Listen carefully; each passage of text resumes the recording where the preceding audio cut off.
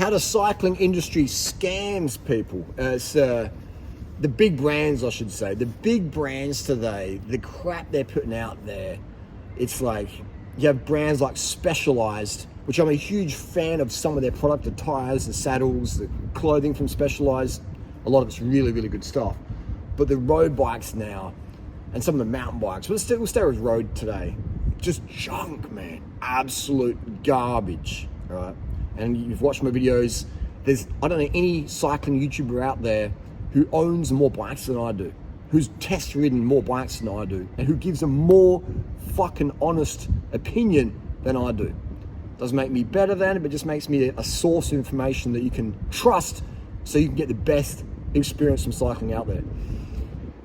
They're a joke, man. And I lose people. I lose people every single day when I talk like this. People are like, no. Because the people just are conditioned by the social narratives. If a majority of people say this is good, people go, yeah, it's good. And if someone over here says, no, it's not good, this is why, oh, you're an idiot, you're a moron, you're just trying to get attention.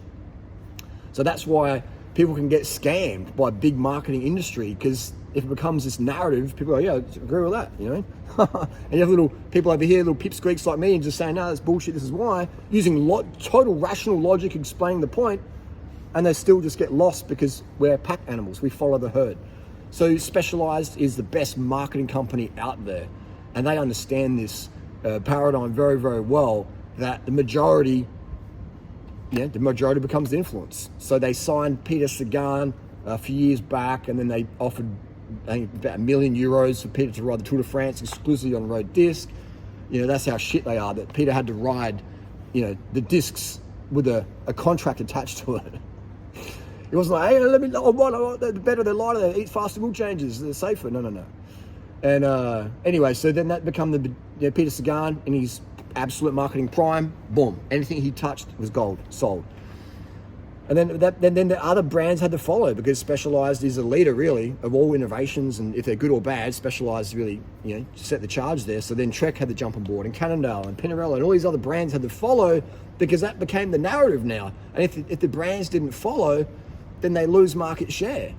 But if they all said, fuck you, Specialized, we ain't following, and this is what road discs shit for most people, then Specialized would be like, you know. But they didn't do that, because that's not how marketing and industry and economics and stock shares and all that stuff works, does it? Unfortunately.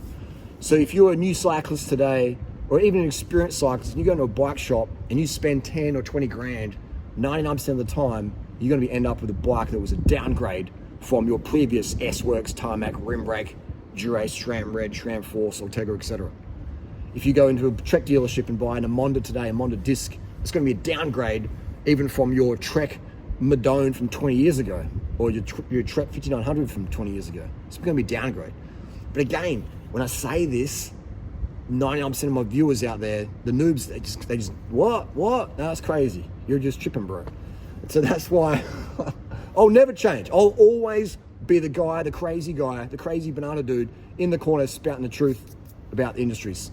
I'd feel like a fucking douchebag. I'd feel like a sellout. I'd feel like a complete fucking beater if I sold out like the rest of these YouTube cycling channels end up doing. Once they get to a certain level of clout, they just sell out. They just sell their soul and they promote this shit because that's the narrative. Fuck that. I would never do that. And that's why, if you know, you know.